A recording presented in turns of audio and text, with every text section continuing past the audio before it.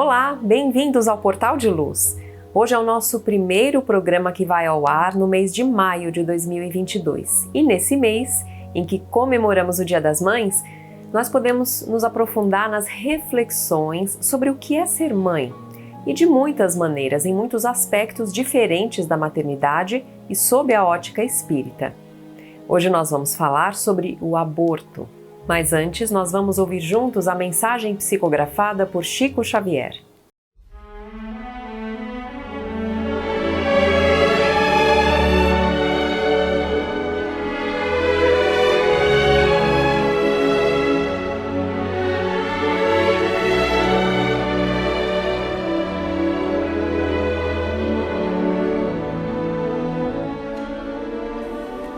Prece à Mãe Santíssima.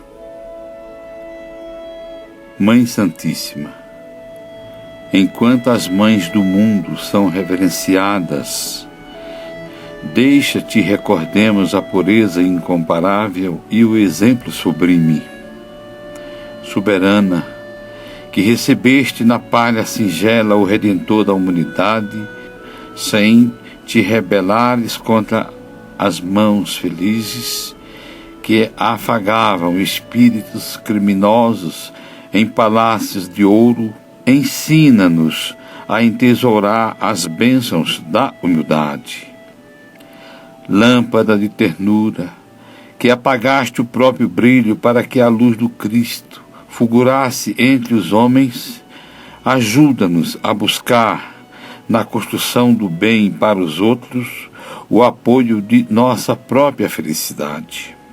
Benfeitora, que te desvelaste incessantemente pelo mensageiro da eterna sabedoria, sofrendo-lhe as dores e compartilhando-lhes as dificuldades, sem qualquer pretensão de furtá-los aos propósitos de Deus, auxilia-nos a extirpar do sentimento as raízes do egoísmo e da crueldade com que tantas vezes tentamos reter na inconformação e no desespero os corações que mais amamos.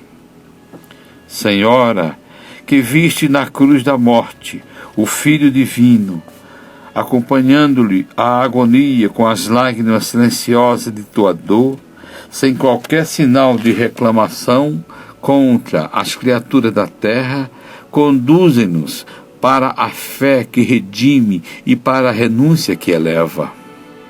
Missionária, salva-nos do erro. Anjo, estende sobre nós as níveas asas. Estrela, clareia-nos a estrada com teu lume. Mãe querida, agasalha-nos a existência em teu manto constelado de amor. E que todas nós, mulheres desencarnadas e encarnadas em serviço na terra, possamos repetir diante de Deus, cada dia, a tua oração de suprema felicidade. Senhor, eis aqui tua serva, cumpra-se em mim segundo a tua palavra. Anália Franco, do livro Mãe, pelas mãos de Chico Xavier. Quem pode prever o destino de uma nova vida? Essa resposta é difícil de ser dada e, na verdade, é impossível, porque não temos como saber o destino e as provas que aguardam um novo ser que vai chegar ao mundo. Nem mesmo uma mãe ou um pai, olhando para o seu filho, não seria capaz de adivinhar o curso por onde a vida dele vai seguir. Portanto, não nos cabe controlar os acontecimentos que vão surgindo na vida desse ser e nem muito menos de cerceá-lo. Nós precisamos aprender a respeitar a lei de Deus. A questão do aborto, por exemplo, que muitas vezes é delineada aos olhos do mundo, muito mais pelo aspecto da liberdade de escolha da mulher que vai se tornar mãe, é uma das mais prementes questões morais do mundo atual.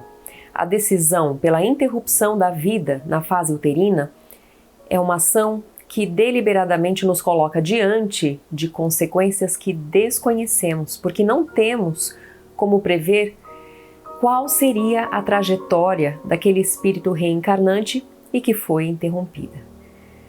Para nossa reflexão, podemos nos colocar no lugar de mães que um dia tiveram dúvidas sobre a continuidade da gravidez, que pensaram em abortar. E podemos começar citando casos conhecidos de personalidades admiradas que chegaram a correr o risco de não reencarnarem. Hoje, por exemplo, o mundo não teria o iPhone, o iMac, se Joanne, a mãe biológica de Steve Jobs, tivesse interrompido a sua gestação, porque era a gravidez de um namorado e ela estava indecisa. Mas ela, por fim, decidiu pelo caminho de ter o filho e dá-lo para adoção, e entregou o filho então para outro casal que o criou. Outro caso de alguém muito admirado pelo seu talento e que quase perdeu a oportunidade de nascer. Depois de muitas tentativas de abortamento, daquele que seria o seu quarto filho, Maria Dolores desistiu e resolveu então aceitar a gravidez. E nasceria o atleta Cristiano Ronaldo, o astro português que já foi eleito o melhor jogador do mundo. Outro exemplo maravilhoso, a senhora Edi foi vítima de uma apendicite muito grave e que foi até encorajada pelos médicos a interromper a gravidez porque havia risco de a criança nascer com deficiência. Mas ela não desistiu. O seu filho nasceu com um glaucoma congênito e aos 12 anos de idade, após um acidente jogando bola, ele ficou totalmente cego e para sempre. Mas essa limitação visual não impediu Andrea Bocelli de se tornar uma das mais admiradas vozes do mundo e emocionar multidões com seu talento. Muitos outros casos como esses poderiam ser contados. São histórias que mostram a importância da decisão que as mães tomaram ao optarem pela vida. Mas além deles, tantos outros casos anônimos, que aos olhos de Deus possuem a mesma importância e o mesmo valor. Pois para o Pai, todos nós somos importantes, todos nascemos sempre com um propósito e nós devemos justamente nascer para aprender a brilhar a nossa luz para os homens. Nós temos um caso emocionante de decisão pela vida que foi registrado pelo médico Dr. Décio Iandoli no seu livro Marlene Nobre e o Ideal Médico Espírita. É um caso que já foi contado também pelo Dr. José Nilson Nunes Freire em alguns vídeos. Ambos conviveram muito de perto com a doutora Marlene e foram testemunhas de uma história incrível. Nós vamos falar aqui um resumo do relato do Dr. Décio sobre esse caso. Certa vez em Santos, no ano de 2000, a AME organizou com a equipe do Medinesp uma jornada médico-espírita. Durante o encontro, que foi realizado no auditório da Universidade Santa Cecília, a doutora Marlene Nobre estava descansando, conversando no intervalo do evento, quando se aproximou do grupo uma moça, com cerca de 30 anos no máximo, e que se apresentou dizendo que gostaria de conhecê-la pessoalmente, visto que acompanhava o trabalho dela de longe. A doutora Marlene a cumprimentou e em seguida a moça perguntou se a doutora se lembrava de uma ex-funcionária dela, que tinha trabalhado em sua casa em São Paulo como doméstica há muito tempo atrás. A doutora ficou pensativa, não sei se a informação havia sido suficientemente relevante, mas a moça retomou a sua história. Era uma jovem que apareceu grávida em sua casa, grávida de um namorado que a havia abandonado quando soube que ela estava grávida, e ela procurou a senhora para ajudá-la com um aborto. E então, nesse momento, o semblante da doutora Marlene se modificou. Parecia que ela havia se lembrado do caso dessa funcionária. E a moça continuou. A senhora, ao invés de ajudá-la com o aborto, a incentivou a manter a gestação e se colocou à disposição para ajudá-la, pediu que ela não retirasse a criança de forma alguma. O seu marido, o Dr. Freitas Nobre, conseguiu que ela recebesse uma pensão, a senhora cuidou do pré-natal, do parto e tudo ocorreu sem problemas. Nesse ponto, a doutora interveio na conversa e colocou-se assim: eu me lembro bem desse caso. Ela foi embora após o parto e eu nunca mais tive notícias. E então, com a voz embargada, a moça falou: doutora Marlene,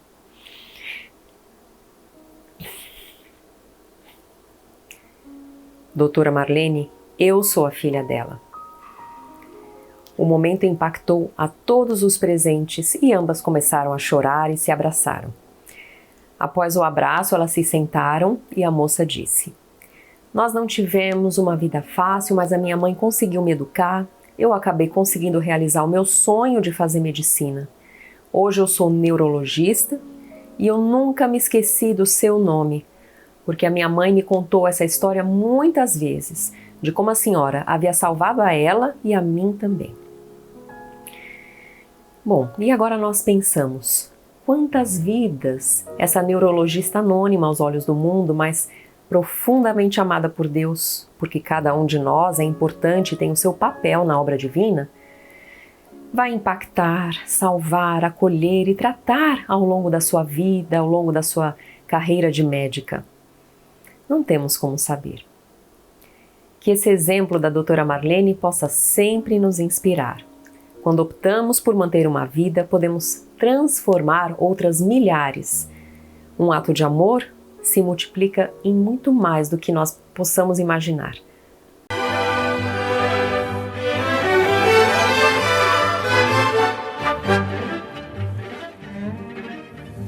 Mamma, son tanto felice perché ritorno da te. La mia canzone ti dice è il più bel giorno per me. Mamma, son tanto felice viver lontano per te. Mamma, solo per te la mia canzone vola. Mamma, sarai con me, tu non sarai più sola.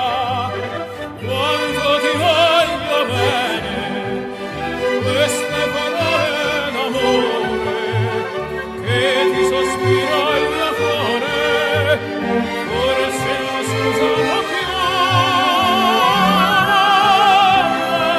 Ma la canzone mia più bella sei tu la vita, e per la vita non ti lascio mai più. Sento la mano tua stanca, cerca i miei riccioli d'or. Sento la voce tua manca, la nonna d'allora. Oggi la testa tua bianca io voglio stringere al cuore.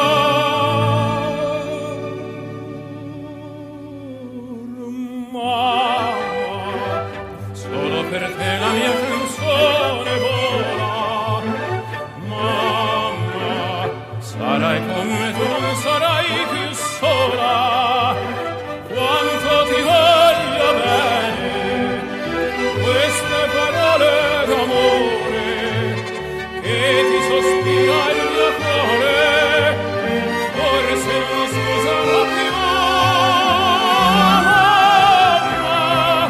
Ma la canzone mia più bella sei tu la vita, e per la vita non ti lascio mai più.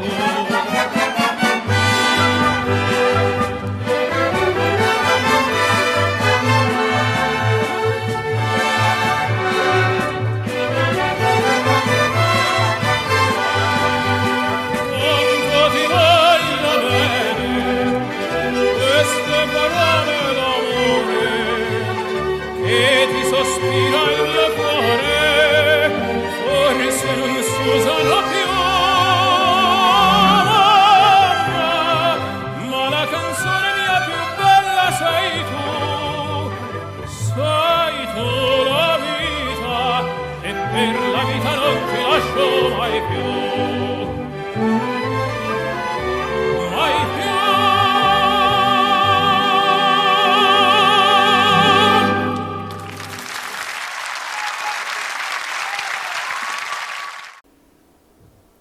Nós vamos agora ouvir a nossa amiga Sandra Marinho no quadro Educa a Tua Alma.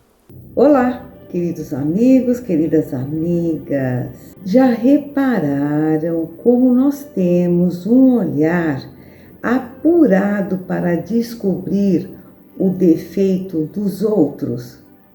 Na verdade, eu acho mesmo que por sermos afiados para perceber os erros alheios, com tamanha intensidade que nos falta a disposição para perceber os nossos próprios erros.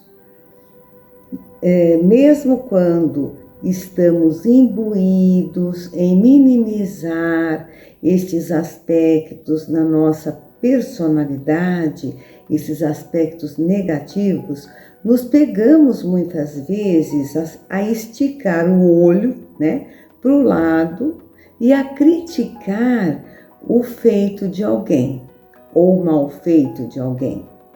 Com muito esforço, não comentamos, quando nós nos dispomos a ser melhores, é um esforço enorme que a gente faz para não comentar com ninguém o que nós percebemos de errado no outro. Mas lá estamos nós pensando, como juízes. Não é um exercício fácil, eu sei. Afinal, trata-se de um hábito que está impregnado na nossa sociedade e apontar e criticar os defeitos alheios é comportamento praticamente normal. Mas o que é que nos leva, o que será que nos leva a agir desta forma? Por que nós investimos boa parte do nosso tempo observando o outro e prontos para notar qualquer deslize e para criticarmos? No ambiente de trabalho, então, quando não se tem nada para falar de alguém, do erro de alguém, parece que está faltando assunto. Vocês já notaram como nas rodas de conversas entre colegas de trabalho, sempre alguém é alvo de crítica? Porque fulano fez assim, Beltrano errou nisto, errou naquilo, não devia ter feito isto e por aí vai. Tem uma historinha que eu gosto de contar e que ilustra muito bem este tema, pois eu acho ela bem didática. Conta-se que um casal, recém-casados, mudou-se para um bairro muito tranquilo. Na primeira manhã que estavam na casa nova, enquanto tomavam o café, a mulher reparou, através da janela, numa vizinha que pendurava os lençóis no varal. E ela comentou com o marido: "Nossa, que lençóis sujos ela está pendurando no varal, está precisando de um sabão novo. Se eu tivesse intimidade com ela, perguntaria se ela quer que eu a ensine a lavar roupas." O marido ouviu o comentário da esposa e não ligou, ficou calado. Alguns dias depois, novamente, durante o café da manhã, a vizinha pendurava a roupa no varal e a mulher comentou com o marido: "Nossa, a vizinha continua pendurando lençóis e roupas encardidas no varal. Se eu tivesse intimidade, eu perguntaria se ela quer que eu mostre como se lava roupas." E assim, a cada 2 ou 3 dias, a mulher repetia o seu discurso enquanto a vizinha pendurava suas roupas no varal.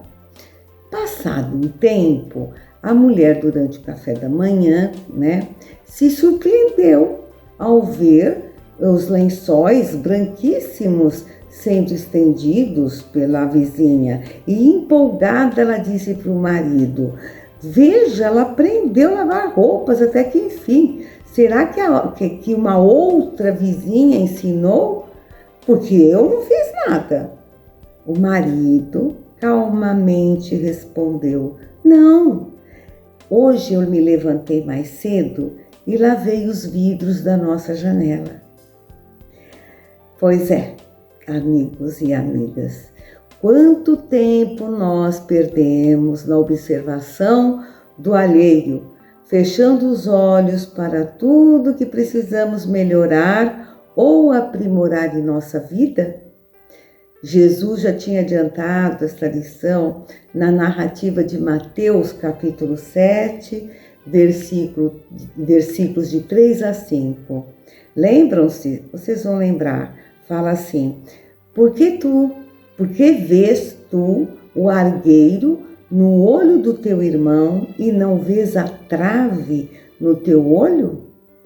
Ou como dizes a teu irmão: Deixa-me tirar de teu olho o argueiro, quando tens no teu uma trave? Hipócrita, tira primeiro a trave do teu olho, e então verás como hás de tirar o argueiro do olho de teu irmão. Notem que a lição está no contexto dos versículos anteriores, que se referem a não julgueis para não serem julgados. Esse versículo que está no capítulo 3, e o capítulo 3 ele começa assim: não julgueis para não seres julgados. No capítulo 7. E no versículo 3 a 5 ele entra na questão do argueiro. Então é a questão do julgamento. Ao criticarmos, automaticamente nós estamos julgando, e pior, sem dar ao outro oportunidade da defesa.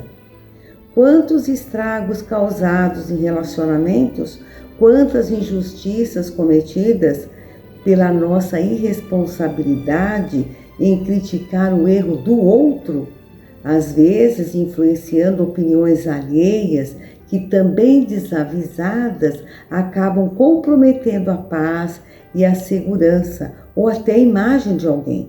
Vocês já pensaram nisso? Por outro lado, deixamos de enxergar os nossos pontos fracos, os nossos defeitos, agindo desta forma como o hipócrita da lição de Jesus. Se temos dificuldade em perceber os nossos defeitos, Kardec nos dá uma dica interessante no seu comentário a respeito dessa lição do argueiro no olho do outro, né? E ele escreve o seguinte, Kardec: que pensaria eu se visse alguém fazendo o que eu faço? É o orgulho, incontestavelmente, o que leva o homem a disfarçar os seus próprios defeitos, tanto morais como físicos. Esse capricho é essencialmente contrário à caridade, pois a verdadeira caridade, ela é modesta, simples e indulgente. É isso, queridos, que eu ia trazer para vocês hoje. Um grande abraço e até o próximo encontro. E agora nós vamos ouvir o nosso amigo Maida com o Momento Doutrinário. Olá, amigas e amigos, como sempre é muito bom estarmos juntos em mais um Momento Doutrinário. Hoje convidamos a todos para refletirmos sobre a lei do amor, que está no livro Evangelho segundo o Espiritismo, no capítulo 11, Mensagens dos Espíritos, no item 8, no qual o espírito Lázaro, em 1862, em Paris, tece as seguintes considerações a respeito desta lei universal, ensinada e exemplificada por Jesus. Ensina-nos Lázaro. Amor resume a doutrina de Jesus inteira, visto que esse é o sentimento por excelência e os sentimentos são os instintos levados à altura do progresso feito. Em sua origem, o homem só tem instintos. Quando mais avançado e corrompido, só tem sensações. Quando instruído e depurado, tem sentimentos. E o ponto delicado do sentimento é o amor. Não o amor no sentido vulgar do termo, mas esse sol interior que condensa e reúne em seu ardente foco todas as aspirações e todas as revelações sobre-humanas. A lei de amor substitui a personalidade pela fusão dos seres, extinguindo as misérias sociais. Ditoso é aquele que, ultrapassando a sua humanidade, ama com amplo amor os seus irmãos em sofrimento. Ditoso é aquele que ama, pois não conhece a miséria da alma e nem a miséria do corpo. Tem ligeiros os pés e vive como que transportado fora de si mesmo. Quando Jesus pronunciou a divina palavra amor, os povos sobressaltaram-se e os mártires, ébrios de esperança, desceram ao circo. O Espiritismo, a seu turno, vem pronunciar uma segunda palavra do alfabeto divino. Estai atentos, pois que essa palavra, a reencarnação, ergue a lápide dos túmulos vazios e, triunfando da morte, revela às criaturas deslumbradas o seu patrimônio intelectual.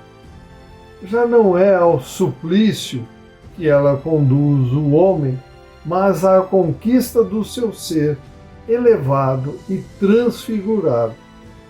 O sangue resgatou o espírito e o espírito tem hoje que resgatar o homem da matéria. Disse eu que em seu início o homem só possui instintos. Entretanto, o homem ainda se acha mais próximo do ponto de partida do que do ponto de chegada, aquele em que ainda predominam os instintos. A fim de avançar para o ponto de chegada, tem a criatura que vencer os instintos em proveito dos sentimentos, isto é, tem que aperfeiçoar os sentimentos, sufocando os germes latentes da matéria. Os instintos são a germinação e os embriões do sentimento. Trazem consigo o progresso, como a bolota encerra em si o carvalho. Os seres menos adiantados são aqueles que, emergindo pouco a pouco de suas crisálidas, se conservam escravizados aos instintos. O espírito necessita ser cultivado como um campo. Toda a riqueza futura depende do labor atual que vos proporcionará uma elevação gloriosa, muito maior do que os bens terrenos. É então que, compreendendo a lei de amor, a qual une todos os seres, nela buscareis os gozos suavíssimos da alma, que são os prelúdios das alegrias celestes.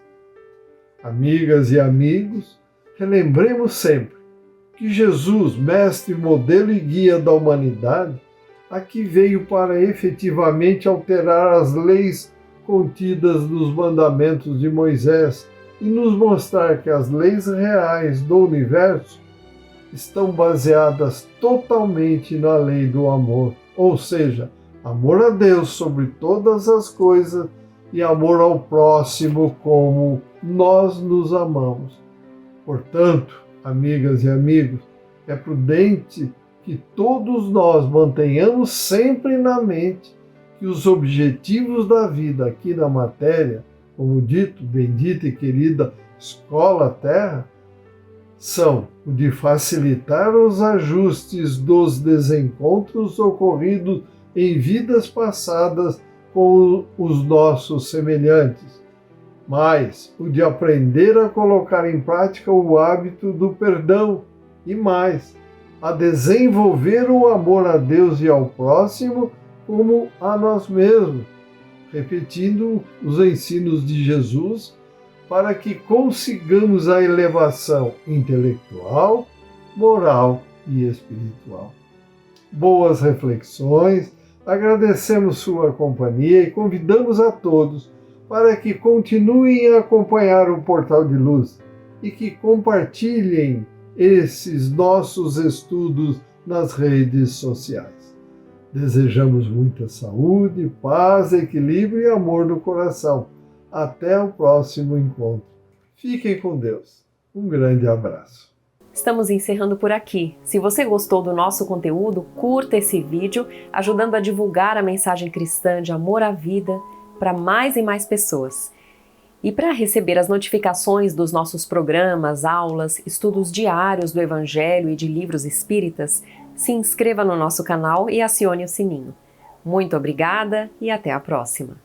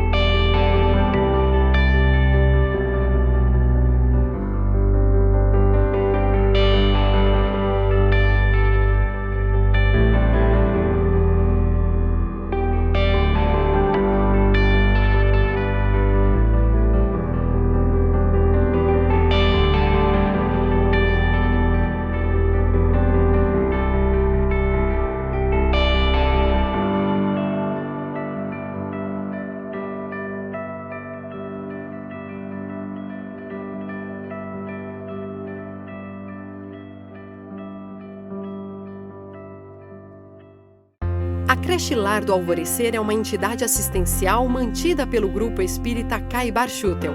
Localizada em Diadema, tem como propósito trabalhar pelo desenvolvimento de uma cultura de paz através da educação e da assistência a crianças, jovens e adultos. São 250 crianças atendidas diariamente. Conheça nossas atividades e colabore conosco pelo ideal de um mundo melhor.